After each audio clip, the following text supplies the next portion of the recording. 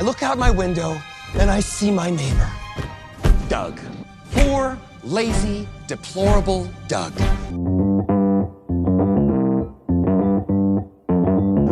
Live from Joe's mom's basement on the YouTube machine, it's the Stacking Benjamin Show.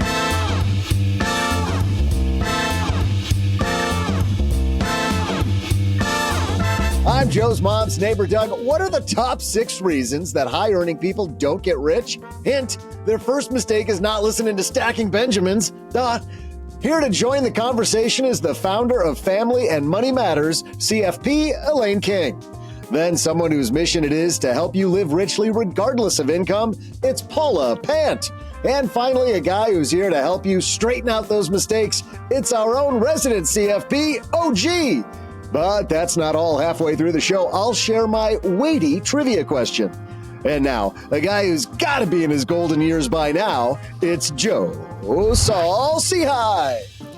Should have seen that coming, Doug. Hey, everybody. Happy Friday. So happy you're celebrating it with us. Sit back and relax because we're about to have an hour of financial fun. Doug, how are you doing this pre-weekend recording? Lovely, Joe. Feeling just delightful at the moment. How about you? I'm feeling fantastic. You know why I'm feeling fantastic, Doug? I don't, Joe.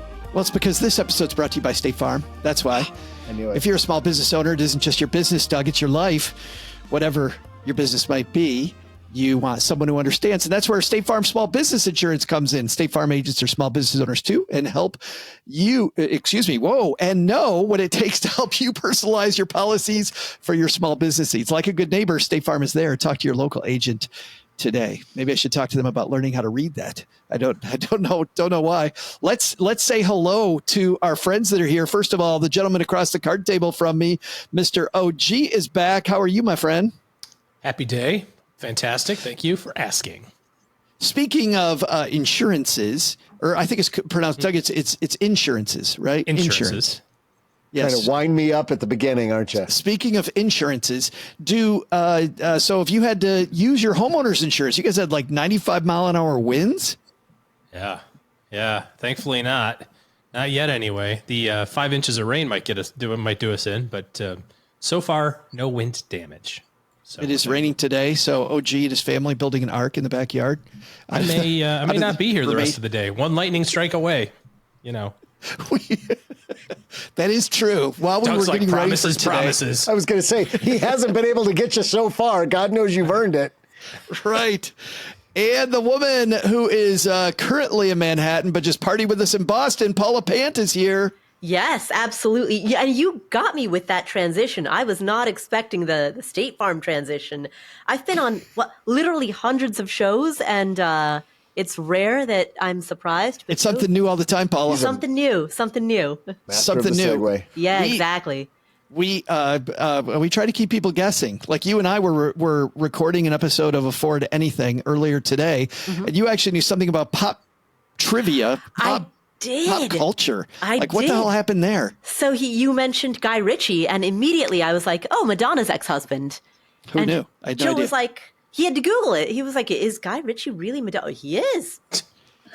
Oh. And isn't it weird that I have to second guess Paula on pop culture? Like, I don't think so. See, the thing is, I don't watch movies, but I know gossip. I know celebrity gossip. Perfect. Well, Guy Ritchie makes some good movies too, and TV shows. And somebody who is like, I don't know how to transition there, is like bringing the TV show of financial planning to you. That's probably horrible. Elaine King is back. How are you? Good, thank you. I was like, bien, gracias. Perfect. Well, you'll have to teach me all the words because we are about to head to the town. Did you grow up in Lima? I was born in Lima. You're born. How long did you live there? Probably 7 years, off and on. Yeah, I can't wait because we're headed there in September. We were talking about that today before we went live. Yeah, you should be prepared to have the best food in the world. Well, let's talk about what you do for a second, Elaine. For the 3 people that weren't here last time when you were here with us, tell us a little bit about you. Oh, okay. So I'm a certified financial planner, and my mission in life is to make money a positive force in the world because I've seen money being so destructive. and separating families, that I do everything and anything I can to make sure that money makes sense to you.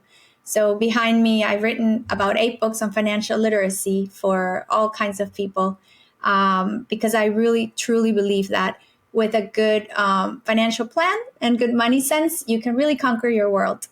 I think that's why we love having you here with us, Elaine, is because we're on board with every step of that. We're going to talk today about people that struggle with money who shouldn't, right? We have these high income earners that don't seem to be able to create wealth out of it. If that is you, or if you dream about making more money, how do we turn big money into actual wealth? We're going to have that in just a second. But first, if you want to help out the show, you know how you do it. You help out the sponsors who help the show, who make it free for you. And after our trivia question today, the rest of the episode, the second half of the show is always sponsor free. So please help us help you by helping the sponsor. Does that make any? I don't know if that makes sense, but let's go. All right, we got OG here. We have Elaine here. We got Paula, neighbor Doug. Let's get rolling.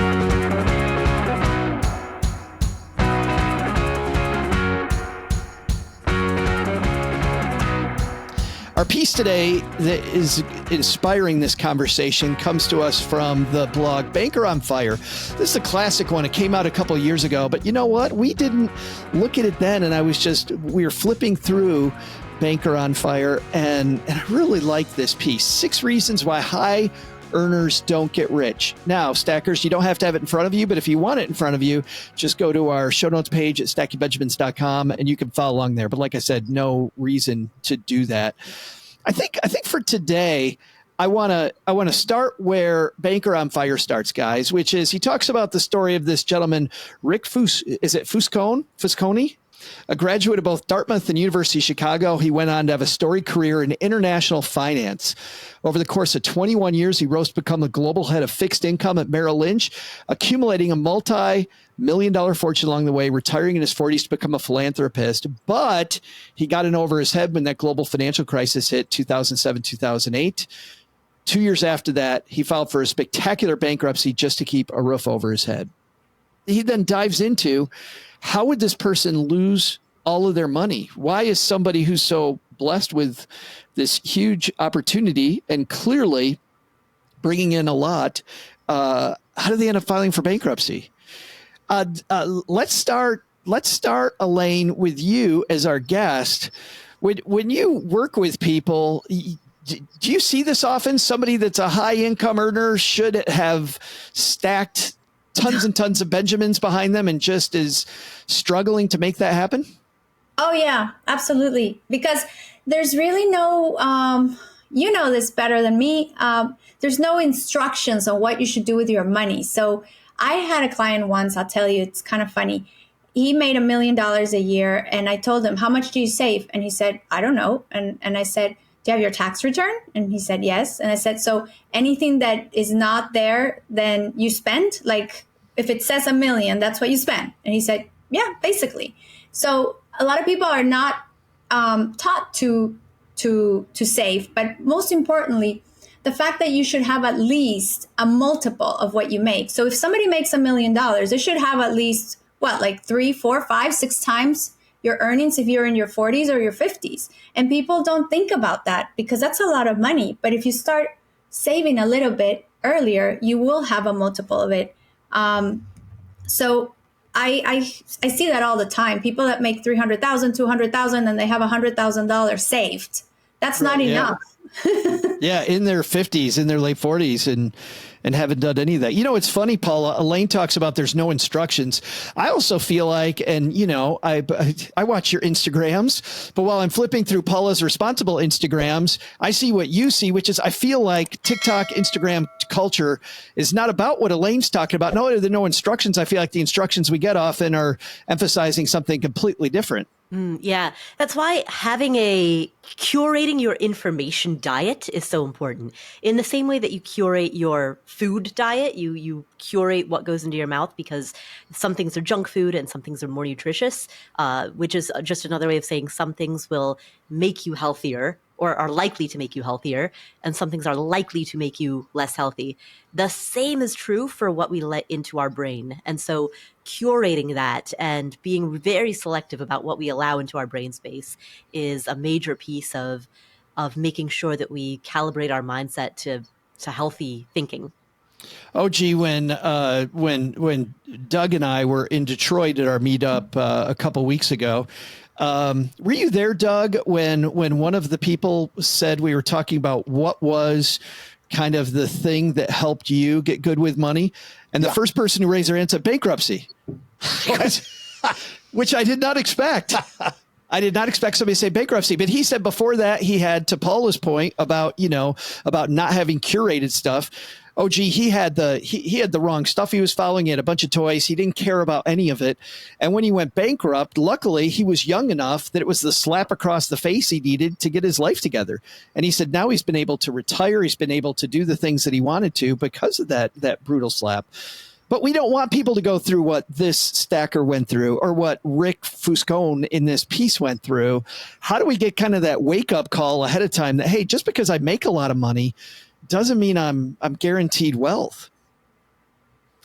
Well, also, let's be sure or be clear here. Rick's bankruptcy that they talk about was on his $14 million house and, had 2 swimming pools. And that came on the heels of him selling his $5 million house in Palm Beach. So, he could have downsized just a skosh, probably saved a little bit, just a little bit, maybe try to find a $7 million house instead of a 15 million. I don't know. Just call me crazy. The interesting thing when people think about, and looking through this article, he doesn't really talk about this in there, but when people talk about how much money they make, it's always in the sense of like gross income, top line revenue. Like I make $200,000 a year. My salary is $325, or whatever. And we converse like that, but we never think about how much money we actually keep after even just payroll taxes, which sometimes, as Joe, you and I both know, and maybe anybody else here listening would know as well. Sometimes the payroll tax people don't really line up with what the income tax people want, and then you owe a little bit more. But payroll taxes, health insurance, the normal stuff that comes out of your paycheck, there's a big decline that comes right out of there, right at the beginning, or a big withdrawal, I should say. And yet we think, and we use these words, and when we have this language of I make this money, your brain will believe it. Like the mental power of your basic self-affirmation over and over and over again of I make 250 grand, I make 250 grand, I make 250 grand. And then how that turns into your livelihood around that would be so much different if instead of saying that, you said, I keep 150,000. I keep 150,000. I keep like your whole life would change just by using the right vocabulary around what your income is and how that affects your, how you think about things. It's very bizarre how we quote things in gross income or business revenue or whatever, and not in like, this is how much I, my business does 2 million. Like, cool. But how much do you make? 32,000. It's like, it's a big, right. It's a big difference. I remember we were talking to Chad Carson about that, about people that have this incredibly huge real estate empire. It takes them forever to manage it. And they're bringing in the same amount of money as somebody who had a much smaller real estate empire and just made sure that every deal lined up better. So they were able to have more free time. Just because you have just because you have more stuff around you does not mean that you're living a fuller life. And I'm wondering, because that is what OG's talking about, Elaine, is number one on this list. He says, you aren't making that much money. He says 300,000 or 500,000 might sound punchy, but in reality, it's far from being an obscene amount of money that will make you rich. And I love what OG's saying. We get addicted to this top line, right? And people think about this all the time. What do we do to not be so addicted to that? I mean, is this much more paying attention to net income, is about having the right tools, the right spreadsheets, about actually, I don't know, having a budget? Where do we begin to divorce ourselves from this idea that I make 500,000 when that's nowhere near the amount you are actually keeping?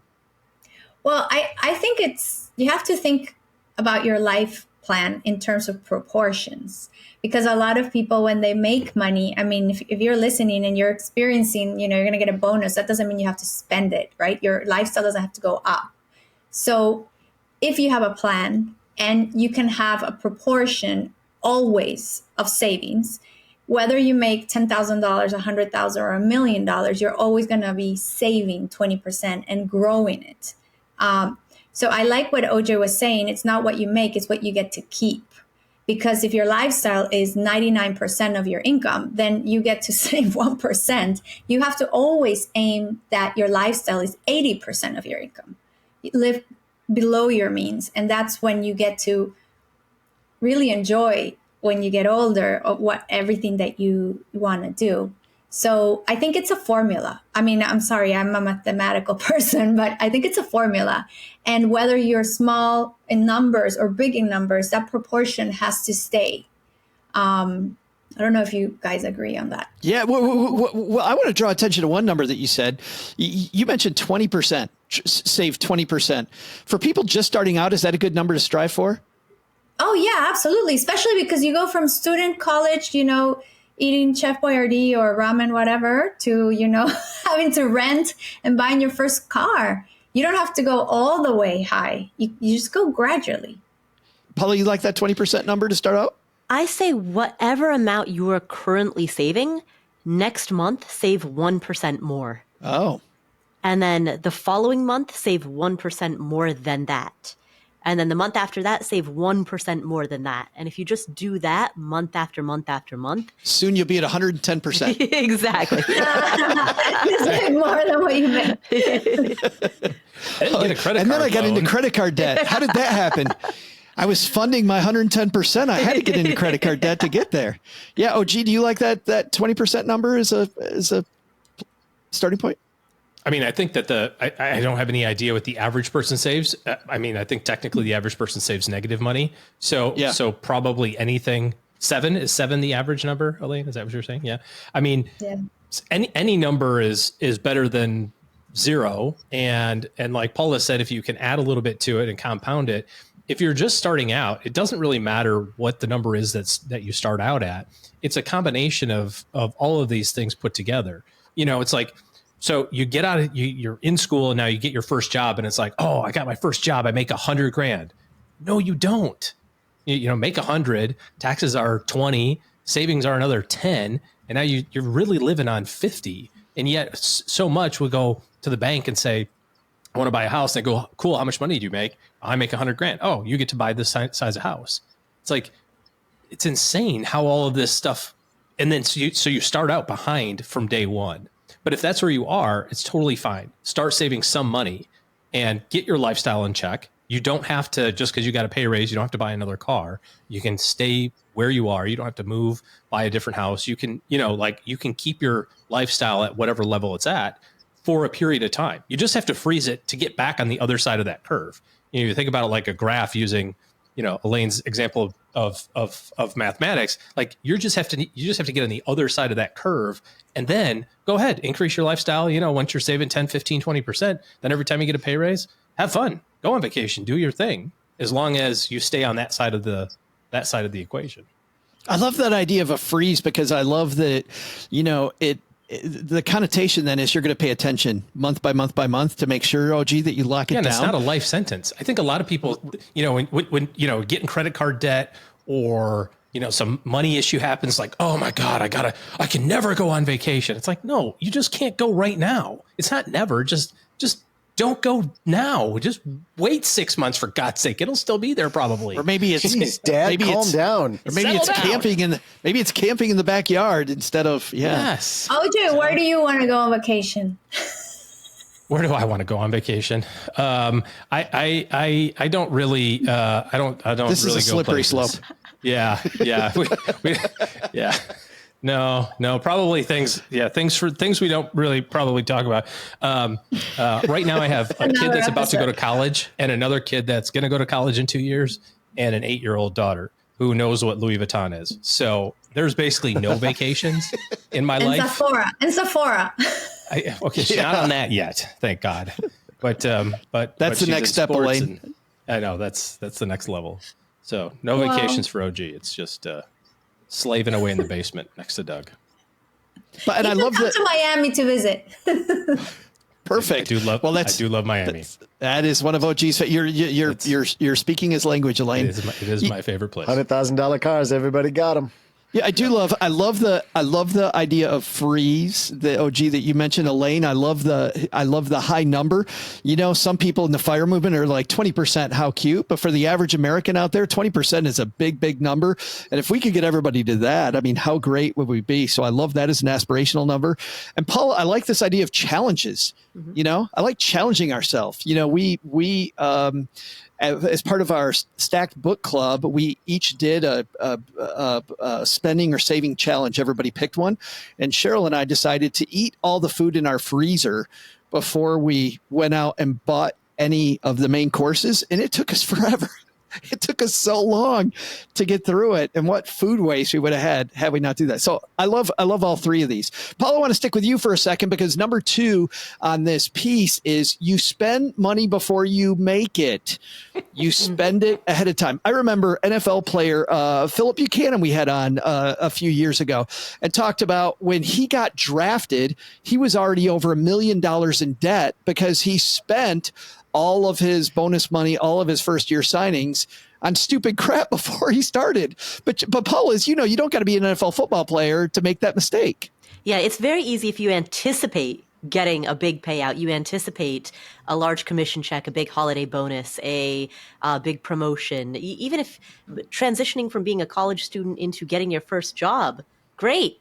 I've just gone from having near zero income to having any income at all, right? And it can be very easy because you're anticipating moving up to the next bracket to start spending accordingly. The first thing I saw when I graduated, you know, many hundreds of years ago, but I'm sure it's still the same thing today. When people got their first job out of college, you know, Paula, how they celebrate. The average person I saw went and bought a brand new car because, quote, I deserve it, right? I have my first job, and they didn't have any money yet, but they had the first paycheck or the letter from their new employer that they could go buy this car, and were very proud of the fact that they were now in debt up to their eyeballs before the job even began. Yeah.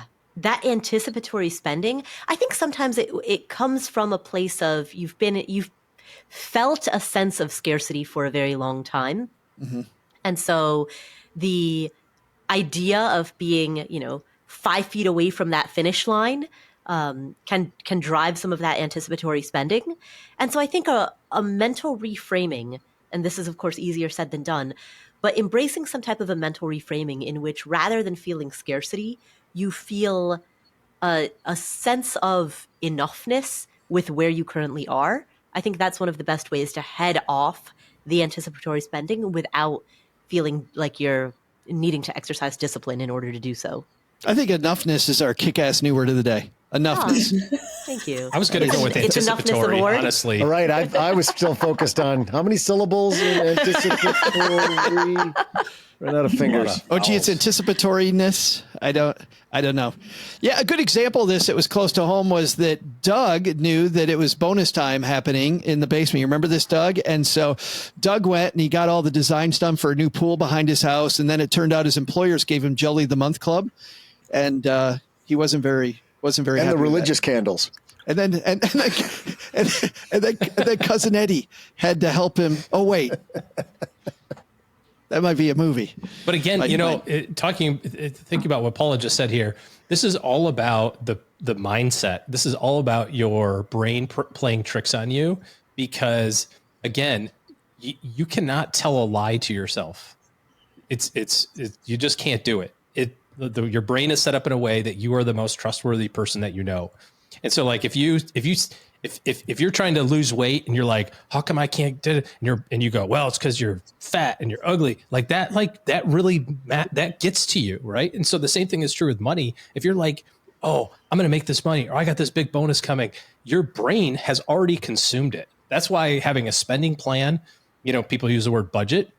But if you set up at the beginning of the month and like list out all of your expenses and like where all the money's going to get spent, where your income is, I get paid on this Friday, the money goes to my bank account, like literally kind of timeline it out, your brain will not be able to find additional spending throughout the month, because as long as you zeroed out your budget throughout the month in advance of the month happening. So, you're in June, so due July's now, you will not have the opportunity to spend money because your brain already knows the answer to the math problem. Your brain already goes, nope, there's no money at the end of this month. We've already done this. We've already solved this problem. I don't have to dedicate any energy to this.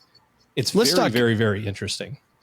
Well, let's talk tactics for a second, OG, because I love that tactic. But this is why so many people, I think, are devotees of YNAB then, right? Because that software does exactly that. Well, yes, and I don't know if YNAB does it in advance or in arrears. I don't know if it's like a record keeping.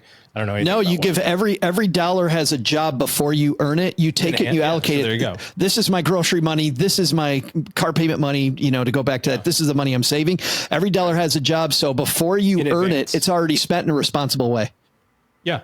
It's the exact same thing. I do it on paper and pencil. So, when it's time to kind of clean it up a little bit, that's such an effective tool because, again, your brain can't tell the difference between vivid imagination and reality. And this is so true. The only way I can prove it to you is every one of us has had a dream that you've woken up from and gone, dude, that was so real.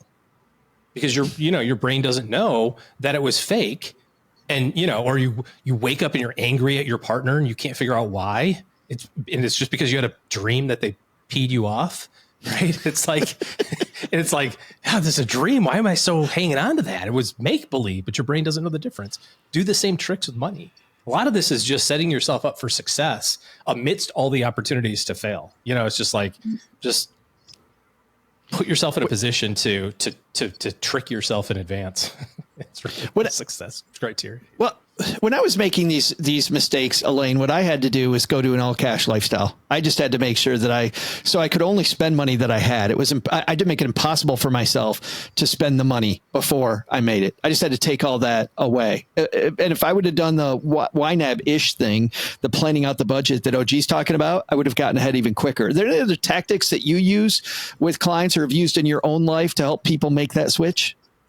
What I do with clients sometimes, and this is something that may be new to some that are listening, is that money, yes, was made to spend and to exchange for goods. That's historical.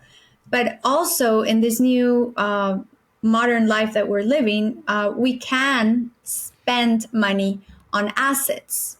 And I think the key to becoming wealthy, besides, being financially healthy, is to accumulate assets that generate money for you in the future. So, for example, what Paula was talking about, the car, if the car is going to take you from point A and B to generate more income, then it could be potentially be seen as an asset. But if it's just your second car that's not going to generate any income, then it's just a expenditure.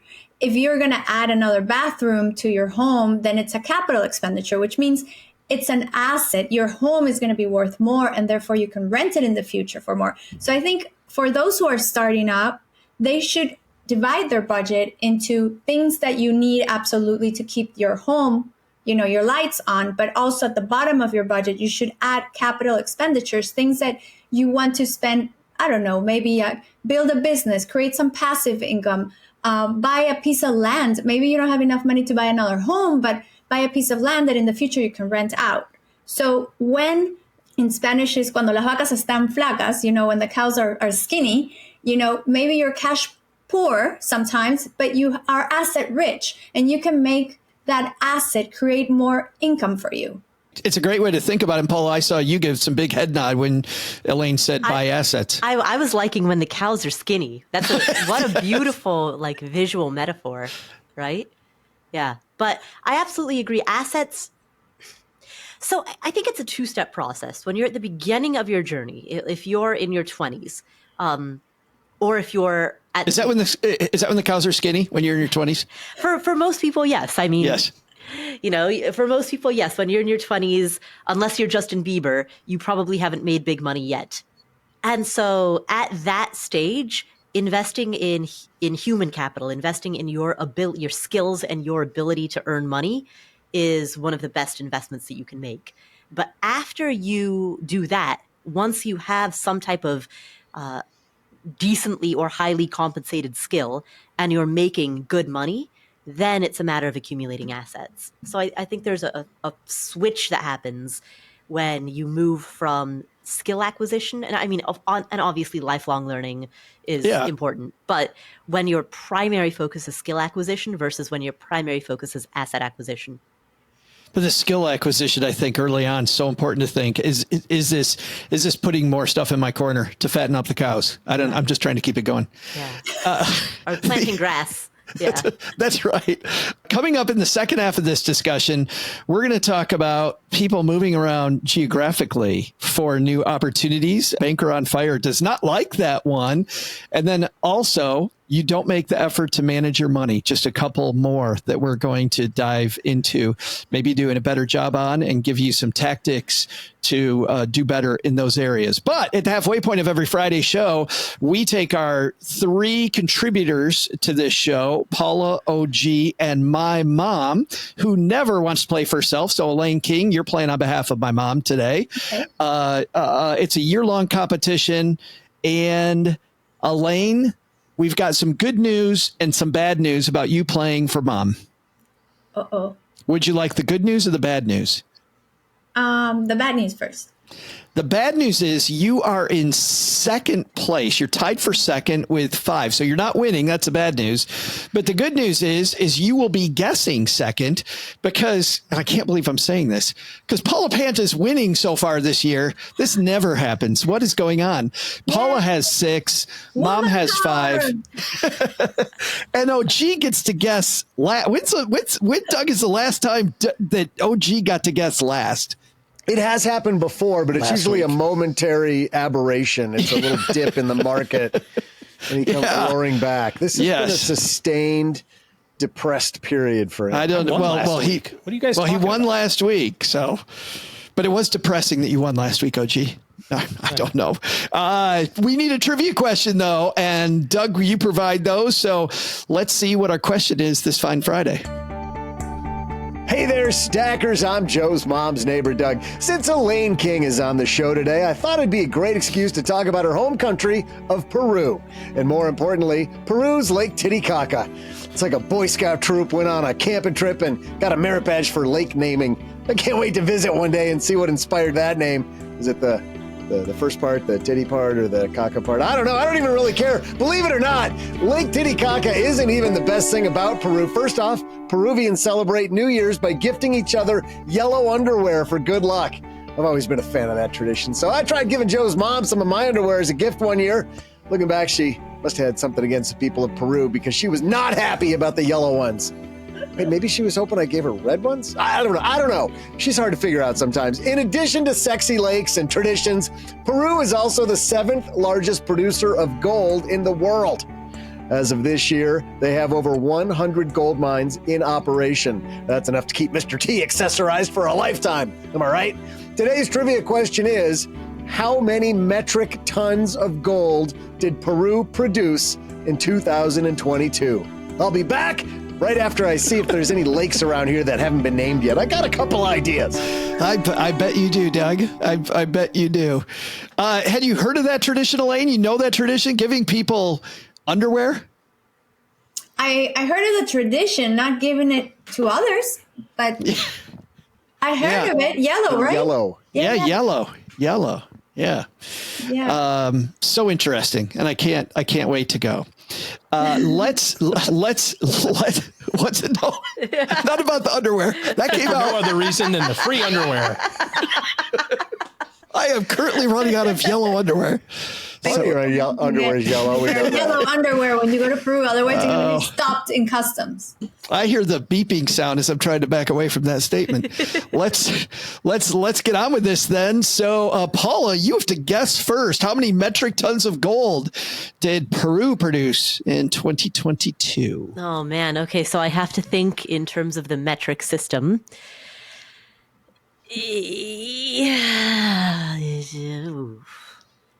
I'm just going to kind of randomly throw out numbers. Let's see.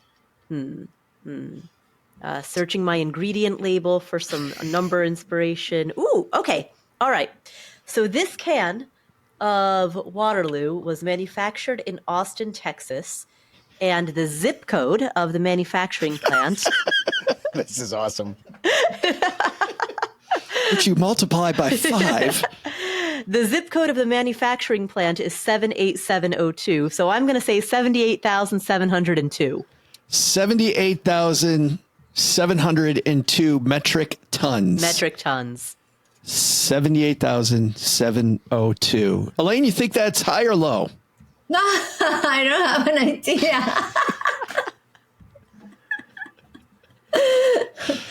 Let me look at my, no. Okay, 70,000 metric tons. Well, I guess I could say 100,000 and then, OJ can go lower and then we'll see who wins. All right. 100,000 metric tons. We got 70,000-ish, 100,000 on the dot.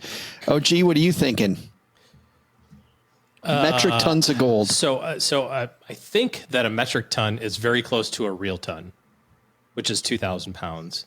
And I remember reading somewhere that all the gold ever mined in the history of mankind would basically fill up one Olympic swimming pool. So I don't know how deep an Olympic swimming pool is, but it's pretty deep, I think. But there's not a lot. So 2,000 pounds of gold is a lot of gold, like in terms of dollars and that sort of thing. So I think the number is very small, because it's times 2,000. So the answer is in metric tons. Yes. Yes. Not in like pounds or anything like that. It's something metric tons. Metric tons. The numbers are 78,000 and some change and 100,000. It's way less than 78,000. Only because I can do it. I'm going to say everything under Paula, but I think the real number is like 100 or 75 or I think it's 10. Yeah. It's some single digit, double digit, maybe triple digit number, but I'm going to say officially everything underneath of Paula. All right. We will see who's right on this one. Is Paula going to pull further ahead? Is Elaine going to help Mom make this happen? I'm so sorry. Is OG going to move up? We'll see in just a minute. We'll be right back. You kick this. No, wait a minute. Paula kicked this off. See, I can't even get this right. Get yourself to say it. I know, Paula, you kicked this off with something in the 78,000-ish metric tons. How you feeling? Pretty good? I mean, I literally picked up a can of Waterloo sparkling water, read the zip code off of the back, and that was my guess. So, no, not feeling great. I think OG is right. Are you cheating on our water brand, Paula? I know, right? So, Spindrift is the normal water brand, but I know. It's got to drink Waterloo's the competition. Waterloo's absolutely my favorite. And I know that's controversial. Are we starting a Waterloo versus Spindrift? Oh, he's got Waterloo as well. OG's going La Croix. But I like Waterloo. It's just a touch more flavor in OG, there. I didn't know you Just loved have the a French. I know that. I'm from Detroit.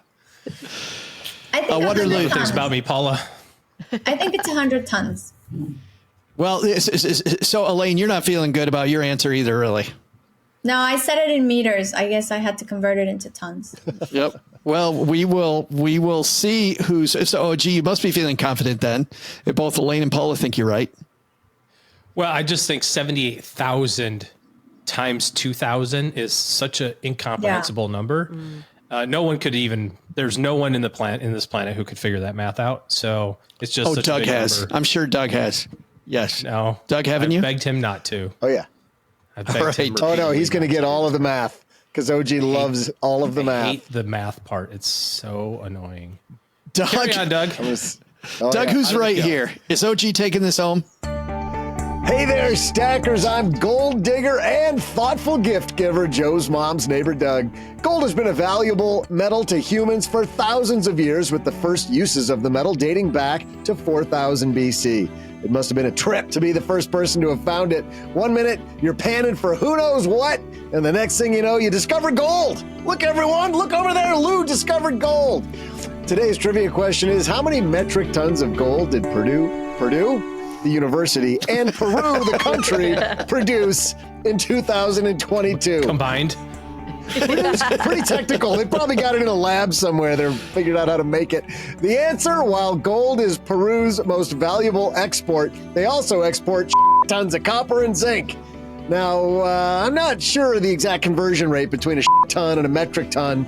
I mean, seriously, though, does anybody even like the metric system? It totally sucks.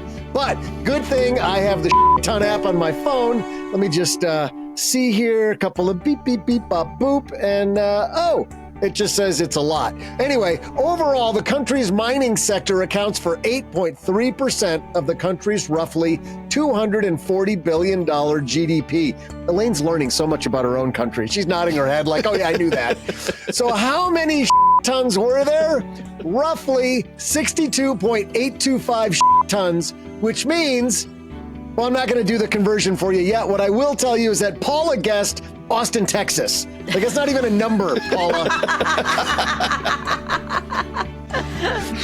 But if we use Austin's zip code, she was over by 78,576.3 metric tons. Elaine was over by 99,000 and a bunch more. OG coming in just under Paula. He was over by 78,576.3 because in 2022, Purdue and Peru produced 125.7 metric tons of gold, meaning on a 2-week streak, OG is our winner. Bet you liked the math that time because you were the winner. And he thought it was around 100, right? So not bad. 125. Man, Nice. I should have taken that zip code and put a decimal point in there. I should have been like, you know what? I bet it's 78.702. Right.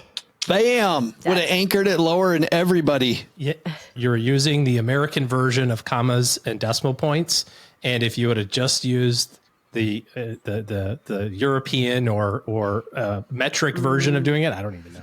Yeah. Then That's you it. would be fine. Convert it. Yeah, exactly. Exactly. We're comma like is really meters, period. not tons. Yes. Oh well. Burned by the Good meter, luck too. next week. Yeah. And by the way, Stackers, if you want to hear Doug swearing without all the beep outs that we did, just come hang out live with us on YouTube because you just got Doug as potty mouth right Beeping there. all of that? All the way through our show. Yes, absolutely. You know what we're not going to beep out? We're not going to beep out the second half of this discussion, which is brought to you by depositaccounts.com. Elaine, you know what happens when you go to depositaccounts.com? No, what?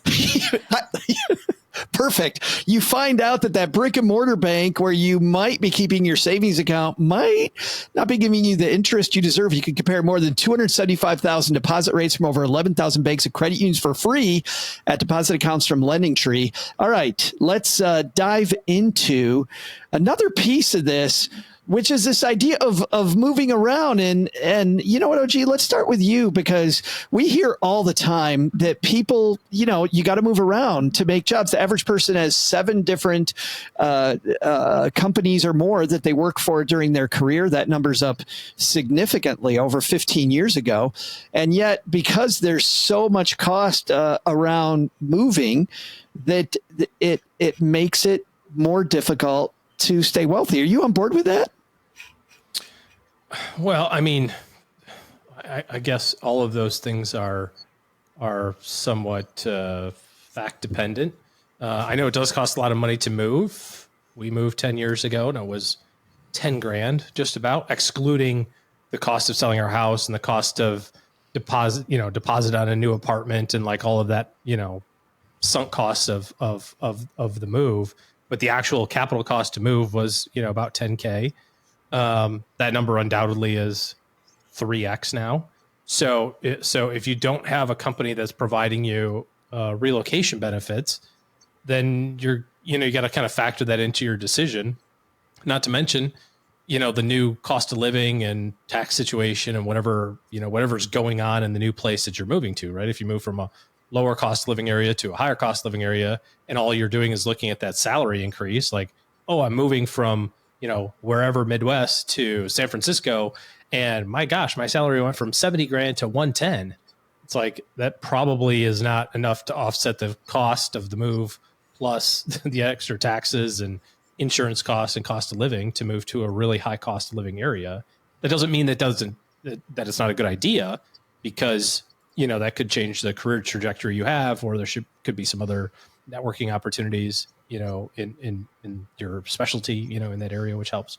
But I think you have to put all those things, into the blender to kind of figure out if it's really a good thing. You can't just move because, job B is going to pay you $25,000 more than job A does.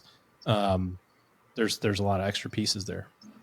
Paul, I want to go to you next because you're somebody that made a move and not downstream, like people moving from high cost of living to low cost of living areas, right? Now that we can commute literally to another room in our house and work from a lot of us can work from home, so we can live in a lower cost of living area. You actually went to a higher cost of living area. Mm-hmm. So for you, looking at what Mr. Banker on Fire is talking about here, you're doing things exactly, making it more difficult on yourself, I would think. Yeah, well, so a couple of things. One, I decided to move to a higher cost of living area because I'm a believer, I have become over the years a believer in the philosophy of let the heart lead and the mind execute. When I was younger, I would let the mind lead. And when I let my mind lead, I did things that were rational and made sense on paper, but that made me very unhappy. I'm not very unhappy. That's maybe a stretch, but that made me, dissatisfied enough. And what I eventually came to realize is that I should live in the place that I want to live in, even if it doesn't make sense on paper, and then let the mind execute the most optimal way to do that.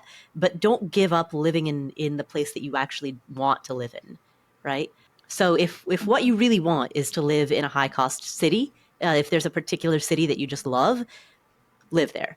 Now, to what Banker on Fire wrote, he made 2 points that I want to discuss. First, he talked about the fact that often if you move, you sell your home, and by virtue of selling your home, you don't get to build a lot of equity because you're always in the first couple of years of the amortization schedule. You have very little principal payoff. Then you sell. You don't have a ton of home equity. On top of that, there are huge transaction costs associated with selling that home. That can be remedied if you're willing to be what's known as an accidental landlord, meaning you just hold on to that home. Maybe you're a renter in the new environment for a while you're saving up for the next down payment, but you hold on to that home and turn it into a rental property. Now, not everybody wants to do that, but if you're willing to do that, and if you can get enough rent that it at least covers your costs and is at a minimum cash flow neutral or mildly positive, that's a great way to continue to build that equity. The other point that Banker on Fire makes, though, is that if you move frequently for your work, it means that your spouse has to compromise their career in order to accommodate your move. And it means that could adversely impact your spouse's earning potential, like their income potential, their trajectory up the career ladder, or potentially their ability to even work at all. And I think that's a really important point, and probably something that's a point that's not talked about often enough.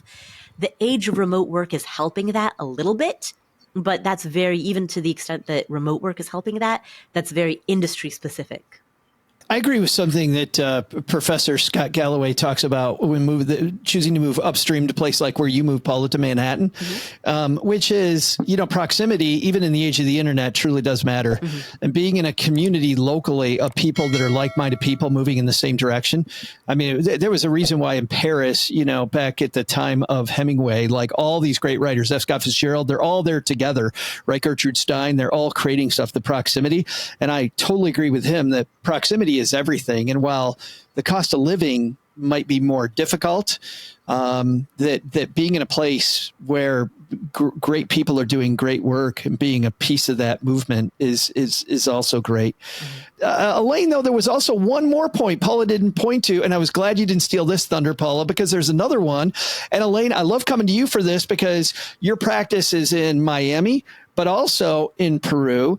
And Banker on Fire talks about if you're going to move internationally, you might be giving up government benefits, and that your government benefit numbers might be much smaller. Do you have to counsel people on that and maybe say, hey, maybe you want to stay a little longer in X country to accumulate benefits in that country before you make the big move? There are certain situations, and there's some tax havens that you can have corporations. But what I wanted to mention is that I agree with Paula in the sense of moving up in a place you like, but also with purpose. I lived in Manhattan for 4 years, but my purpose there was to start my career in Wall Street. And then I moved to a smaller city, Miami.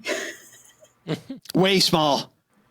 I knew that that was going to be the future of Latin America banking and financial industry. So I think leading with your differentiating factor and with your purpose. I mean, I always knew that I wanted to live around water. I love water. I can't stand not being around water. I lived next to the river when I was in Manhattan. Now I live in an island, sort of.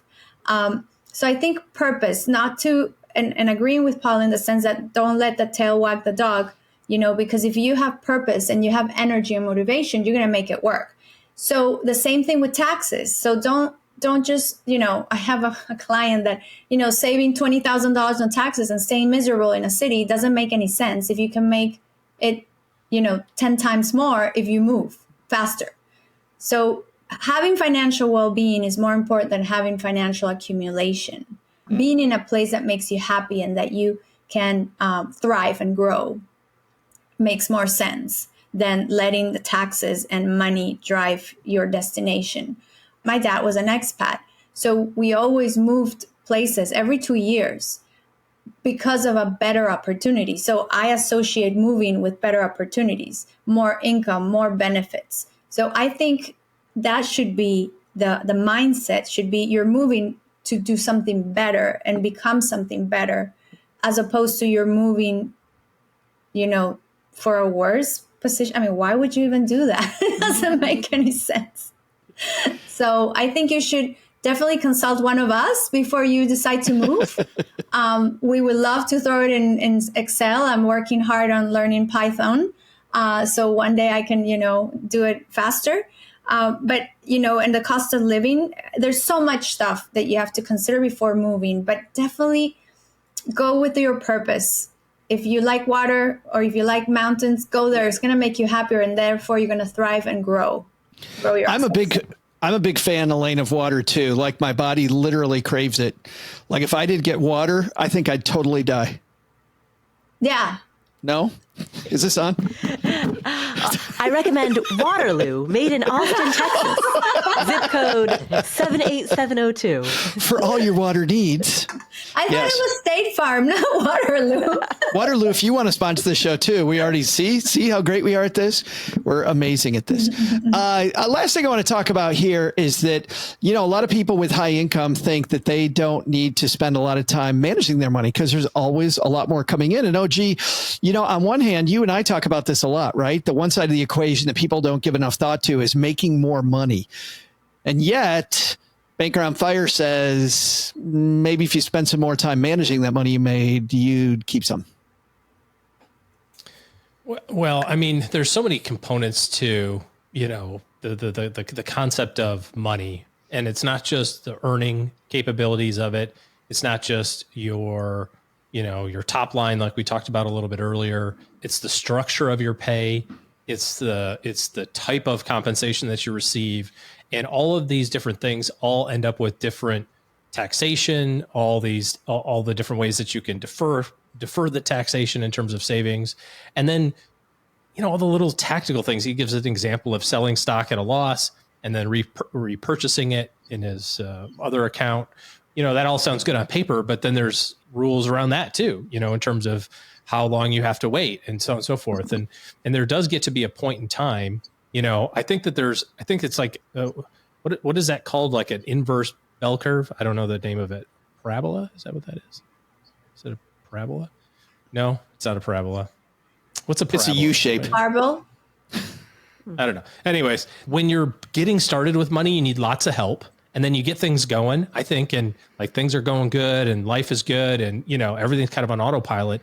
And then stuff can get more complicated than on the back end, whether it's just in terms of volume of money you have or tax issues or just simply you don't want to deal with it because your highest and best use of time is to go produce a result for your company or for, you know, your organization.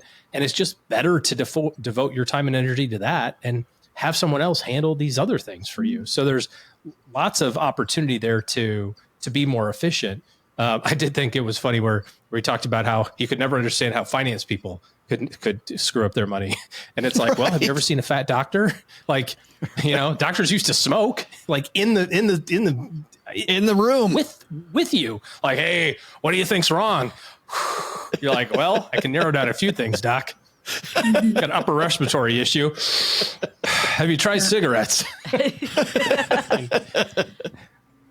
No, not recently. So, so it happens, but this is true with a lot of things in life. Just because I know how to change electrical outlets doesn't mean that I should be changing an electrical outlet, right? There's a risk associated with that. So, doing nothing is generally an awful strategy.